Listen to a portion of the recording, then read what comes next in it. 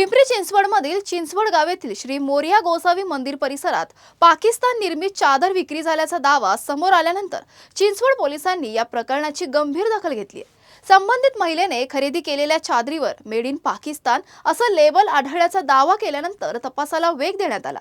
या प्रकरणाच्या चौकशीसाठी चिंचवड पोलिसांनी विशेष पथकाची नियुक्ती केली असून तक्रार करणाऱ्या महिलेशी संपर्क साधण्याचे प्रयत्न सुरू आहेत। तसेच मंदिर परिसरात व्यवसाय करणाऱ्या पथारी विक्रेत्यांची माहिती संकलित केली जाते। दरम्यान मंदिरासमोर अनधिकृतपणे बसणाऱ्या पथारीधारकांवर कारवाई करण्याबाबत पोलिसांनी महापालिकेशी पत्रव्यवहारही केला आहे।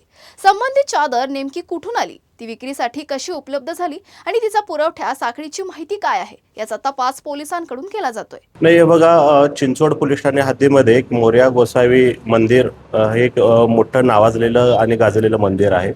सदरकरता संकटच्या दिवशी मोठ्या प्रमाणात भाविक येत असतात आणि भाविक येत असल्याने जे पथविक्रेते आहेत ते आपापल्या वस्तूचे स्टॉल लावत असतात। कालच्या संकटच्या दिवशी एका महिलेनं त्या ठिकाणी चादर खरेदी केलेली आहे आणि ती घरी गेल्यानंतर तिच्या लक्षात आलं की ती मेड इन पाकिस्तान असल्याबाबत लक्षात आलं आणि त्याबाबतचं त्याने इंस्टाग्राम या सोशल मीडियाद्वारे सदरचा व्हिडिओ हा प्रसारित केलेला आहे।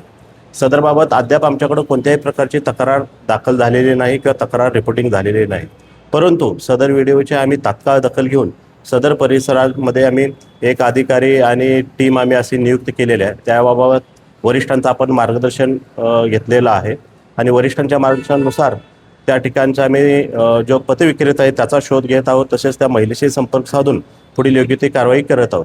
सदरची कारवाई ही पथविक्रेत्यावर कारवाई करण्याकरता महानगरपालिकेलाही त्याबाबत आम्ही पत्रव्यवहार करत आहोत आणि महानगरपालिकेच्या माध्यमातून सदर पथविक्रेत्यांच्यावर आम्ही कारवाई करून पुढील योग्य ती कारवाई करण्याची तजवीज ठेवलेली आहे। हॅलो फ्रेंड्स, आत्ता व्हिडिओ बनवण्याचं कारण हे आहे की काल संकष्टी चतुर्थी होती आणि संकष्टी चतुर्थीला चिंचवडमध्ये मोरया गोसावी मंदिर आहे, तिथे सगळे भाविक दर्शनाला जातात।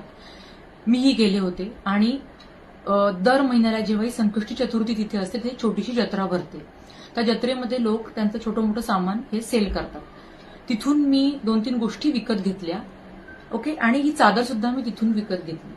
आता ही चादर दाखवण्याचं मागचं कारण हे आहे की आज ही चादर मी वॉश केली आणि वॉश करताना वॉश झाल्यानंतर वाळत टाकताना मला हे इथे यांचं स्टिकर दिसलं, जे असं चिकटवलेलं होतं। हे बघा, हे जे दिसतंय ना फोल्ड, हे असं चिकटवलेलं होतं। मी हे असं ओपन केलं आणि वाचलं। तुम्ही पण वाचा, दिसतंय मेड इन पाकिस्तान। आपण कुठे राहतोय, बॉर्डरवर पण राहत नाही आणि आपल्यापाशी मेड इन पाकिस्तान गोष्ट म्हणजे माझ्या घरात आहे। खूप संताप होतोय माझा। माझ्यासारख्या कितीतरी लोक म्हणजे खूप लोकांनी तिथून चादरी विकत घेतल्या, म्हणजे त्यांच्या घरातही ही वस्तू गेली। कोणाला आपण रोजगार उपलब्ध करून देतो आहोत?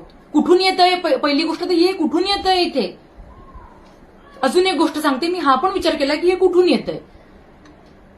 हे जेव्हा मी गुगलला सर्च केलं तर पाकिस्तानी गुड्स इंडियामध्ये बॅन आहेत, ते इम्पोर्ट नाही करू शकत इथे।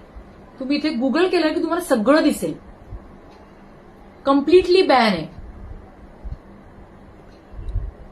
सो प्लीज थोडंसं वस्तू विकत घेताना डोळे उघडा, जे आता माझे उघडले।